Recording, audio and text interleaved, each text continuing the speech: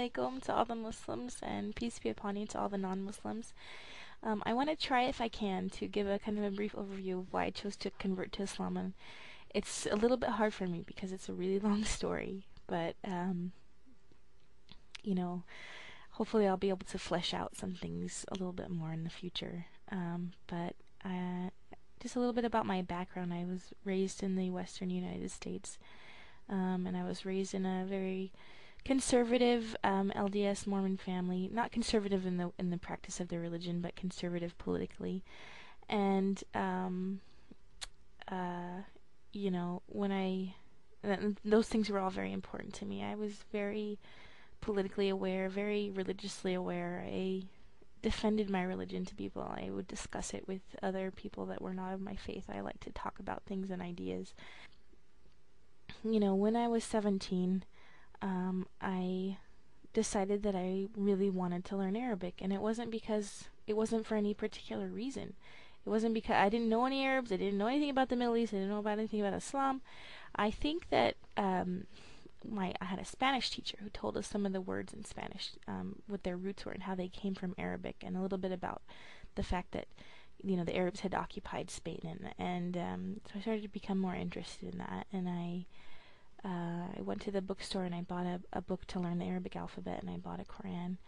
And I don't know what happened to that Quran. I never read that one, but I know it was like the major work in Arabic, so I wanted to have that. And so I started learning the alphabet about the same time that I was approached by a recruiter from the military. And he told me that I could be a linguist, and I said, can I be an Arabic linguist? I ended up joining the military. That was the first time that I met any Arabs. They were my teachers, and they were incredibly well-educated and articulate people, and I came to love them a great deal. And,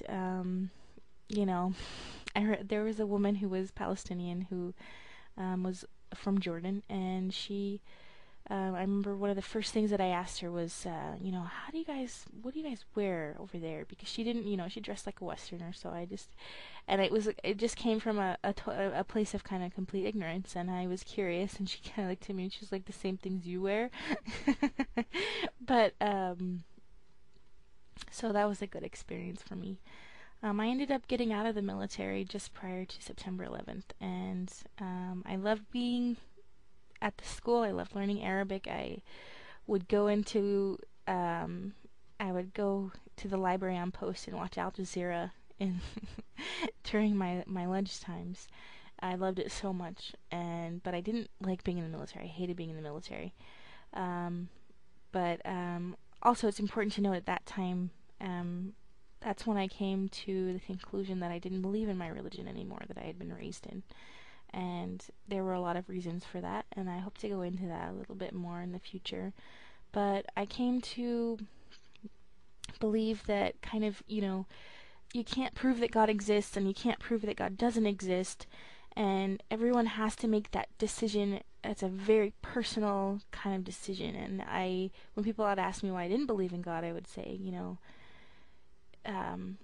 I can't tell you why I don't believe in God, because it's from my experiences and what I know about the world and what I know about and what I think about that. And you're not me, so you have to make your own decision. And I respected people, and I still had a lot of LDS friends. But I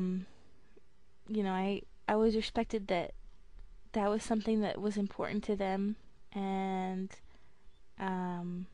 I wasn't gonna try to mock them or ridicule them or try to force them to be like me. So when I came home from the military, I met a Lebanese man, and we got married.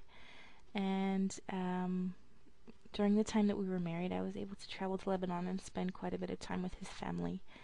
And it was kind of one of the most eye-opening experiences that I've ever had. And I came with a lot of ignorant baggage.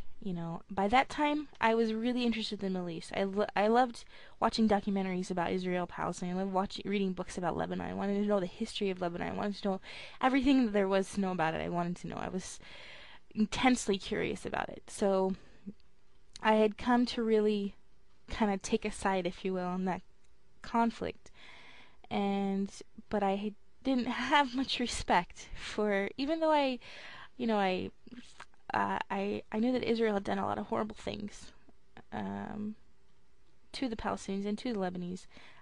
I still didn't have that much respect for the Lebanese or the Palestinians, who they were as a culture or anything like that.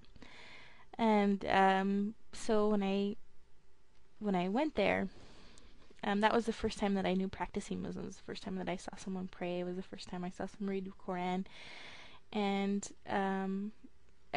I would ask them so many questions. You know, I was so, like, I thought I knew that women were oppressed. I just knew it, and I wanted to know why. Why did they do this way? Why was this like this? And why was this like this? Why did the women do this? Why weren't they allowed to do this? You know, and I saw my mother-in-law, and she was wearing, you know, she wore her scarf, and I just thought, she's so beautiful. You know, I why does she? I didn't want her to do it. I didn't want her to wear it. I wanted her to show everyone her beauty, because she was a beautiful woman. And I came to have a different opinion of it as time went on.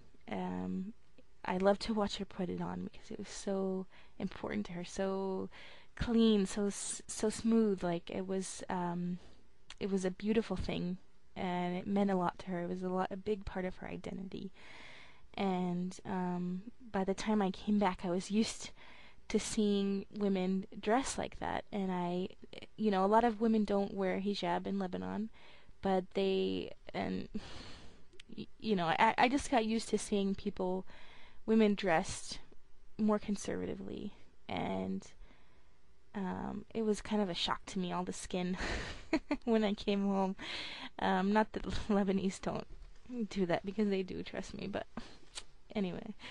Um, but I told my ex-husband when I came home that I kind of wanted to convert to Islam, or I wanted to know more about it. And he said, no, you don't. It's too hard. And he told me a couple of things. He's like, you have to do this, and you gotta do this. It's so hard, you know? Like, you just don't want to do that. So I kind of just forgot it for the time being. And, you know, after we divorced and I moved to live with my family, that's one of the first time that I started to study Islam, and I started to look into it. And I came to realize that it was so much, such a beautiful religion, so full of logic, so full of joy, and it had the balance, you know? It made sense, and it was deeply spiritual as well. And because I had tried to be a moral person, I believed in morality before I was Muslim, but it was extremely difficult for me. I was not a good person. Um, Not because I didn't want to, or because I didn't try, but just because I didn't know how to be. And, um, you know, I hope I'll talk about it more in the future, but the extent to which I follow the teachings of Islam is the extent to which I'm happy, is the extent to which I have joy. And um, it's the extent to which I'm a good person.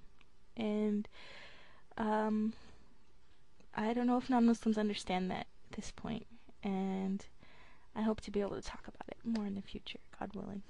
But I'm out of time here, so assalamu alaikum.